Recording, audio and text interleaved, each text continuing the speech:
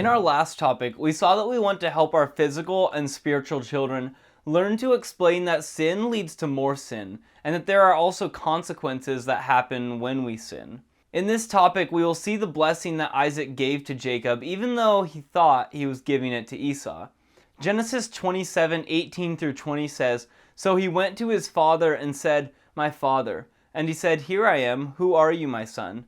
Jacob said to his father, 'I am Esau, your firstborn. I have done just as you told me. Please arise, sit, and eat of my game, that your soul may bless me.'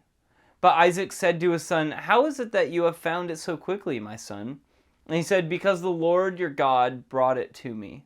In these verses, we see that Jacob had to start telling lies to cover up the fact that he was actually trying to deceive his father to get the blessing rather than Esau. This is a reminder again that when we sin, we will have to commit other sins to try and cover up the first sin. Jacob began by saying, "My father." These words were true, but they quickly led to Jacob telling a lie because his father answered, "Here I am. Who are you, my son?" When Isaac asked this question, suddenly Jacob was faced with a choice. In order to try and deceive his father, we will see Jacob choose to tell a lie. This would be the first of several lies that he chose to tell in his efforts to deceive his father. Both the Old Testament and the New Testament warn that we sin when we tell a lie. The ninth commandment given in Exodus 20 verse 16 says, "You shall not bear false witness against your neighbor." In this case, Jacob chose to give a false witness to his father and against his brother by claiming that he was Esau, as he said, "I am Esau, your firstborn." In addition, he added another lie as he said that he had done just as his father had told him to do. To try to stop the questions, Jacob quickly said to his father, "Please arise, sit and eat of my game, that your soul may bless me." Here we see that he included another lie to stop the questions. It was not even wild game that he was serving to his father, instead it was just meat of the goats that his mother had prepared. Another example of the fact that one lie leads to more lies. He wanted his father to eat so that his father would not ask any additional questions that he would require lies to answer them. However, his father chose to ask another question first, as his father said, "How is it that you have found it so quickly, my son?" Jacob had asked his father to eat the wild game that his father liked. As a result, his father wanted to know how he had found the wild game so quickly. His answer was another lie, as Jacob said, "Because the Lord your God brought it to me." By this answer, Jacob said that the Lord had brought the wild game to him quickly. Each lie just led to additional lies. Genesis 27:21 through 24 goes on to say, "Isaac said to Jacob, 'Please come near, that I may feel you, my son, whether you are really my son Esau or not.' So Jacob went near to Isaac his father, and he felt him and said, 'The voice is Jacob's voice, but the hands are the hands of Esau.' And he did not recognize him because his hands were hairy like his brother Esau's hands, so he blessed him. Then he said, 'Are you really my son Esau?' He said, 'I am.'" Although Isaac could no longer see, that did not mean that his other senses were not working. He could still hear quite well. He recognized because of his hearing that something did not sound right. As a result, Isaac made another request of Jacob as he said, "Please come near that I may feel you, my son, whether you are really my son Esau or not." Jacob did not know why his father made this request, but he soon understood. He walked over close to his father, and the first thing his father did was to feel his arms. His father then explained why he felt his arms. His father said that the voice sounded like Jacob. However, when he felt the hands of Jacob, Isaac was deceived by the skins because the hands felt like the hands of Esau. Rebekah had planned to deceive her husband so Jacob could get the blessing instead of Esau. However, that plan had already caused Jacob to tell his father several lies in order for him to do his part to deceive his father. Jacob would later learn the meaning of the phrase, "What we sow, we will certainly reap." In Genesis 29, we will see Jacob was deceived by his future father-in-law. He worked for Laban for 7 years in order to get Rachel as his wife. Then Laban deceived Jacob. Genesis 29:23 through 25 says, "Now it came to pass in the evening that he took Leah his daughter and brought her to Jacob, and he went into her. And Laban gave his maid Zilpah to his daughter Leah as a maid. So it came to pass in the morning that, behold, it was Leah. And he said to Laban, 'What is this you have done to me? Was it not for Rachel that I served you? Why then have you deceived me?' Suddenly that morning, Jacob learned very quickly the impact that deception can have on others. He reaped what he had sown when he deceived his father. The deception of Jacob had great impact both on his father and on his brother. However, we see that the deception worked for a time for Jacob. His father did not recognize him even though the voice sounded like Jacob, because the deception with the animal skins on his arms. We see that Isaac was deceived and decided to bless Jacob. However, Isaac had one more question for Jacob first.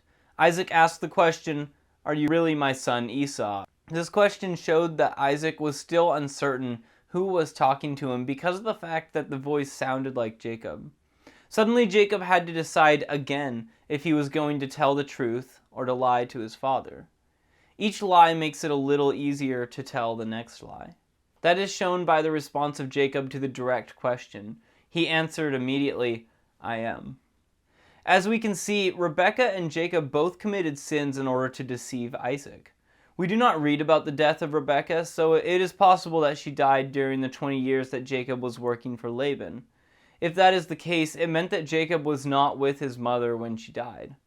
Isaac was satisfied once he heard the direct answer from Jacob.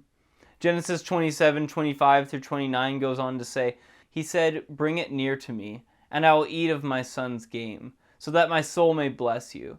So he brought it near to him, and he ate, and he brought him wine, and he drank. Then his father Isaac said to him, 'Come near now and kiss me, my son.' And he came near and kissed him, and he smelled the smell of his clothing, and blessed him, and said, 'Surely the smell of my son is like the smell of a field which the Lord has blessed. Therefore may God give you the dew of heaven, of the fatness of the earth, and plenty of grain and wine. Let peoples serve you, and nations bow down to you. Be master over your brethren, and let your mother's sons bow down to you. Cursed be anyone who curses you, and blessed be those who bless you.' Isaac ate the savory stew that Jacob had brought.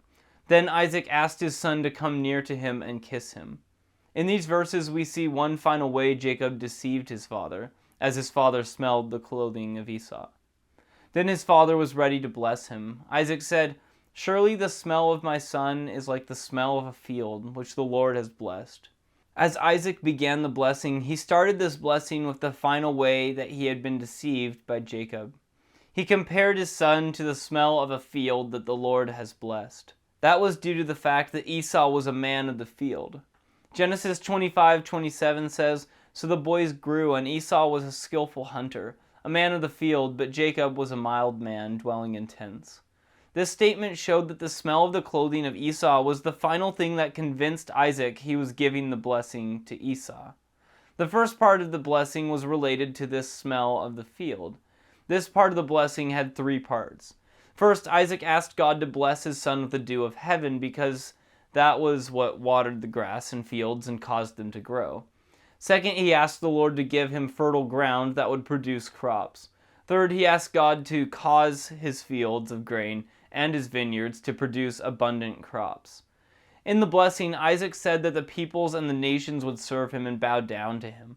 Then Isaac gave the part of the blessing that would cause great hatred by Esau when he said, "Be master over your brethren, and let your mother's sons bow down to you."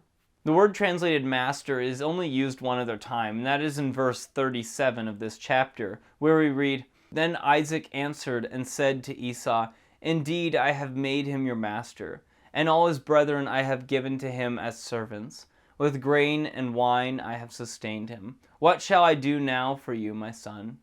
However, before Isaac made this statement, we see how he reacted when he heard that Jacob was the one who had received the blessing. Genesis 27:33 says, "Then Isaac trembled exceedingly and said, 'Who? Where is the one who hunted game and brought it to me? I ate all of it before you came, and have blessed him, and indeed he shall be blessed.'" Isaac realized that he had sinned in not giving the blessing to Jacob, and so he said that Jacob was indeed the one who would be blessed. Isaac knew that what God had said, but he had wanted his favorite son to receive the blessing anyway. He realized that was not going to happen. The final statement of the blessing Isaac gave to Jacob was the same as the final statement God gave to Abraham when God announced the covenant to Abraham. God had told Abraham in Genesis 12:3, "I will bless those who bless you, and I will curse him who curses you. and in you all families of the earth shall be blessed. Here we see that Isaac finally realized that the covenant of God would carry on through the line of Jacob, not Esau. God had earlier made it clear that the covenant would pass through Isaac when he said in Genesis 17:21, "But my covenant I will establish with Isaac, whom Sarah shall bear to you at this set time next year." Now God had allowed Isaac to learn that God would cause the line to go through Jacob. We want to help our physical and spiritual children learn to explain the fact that God revealed both to Abraham and to Isaac to whom the line of Christ would be passed.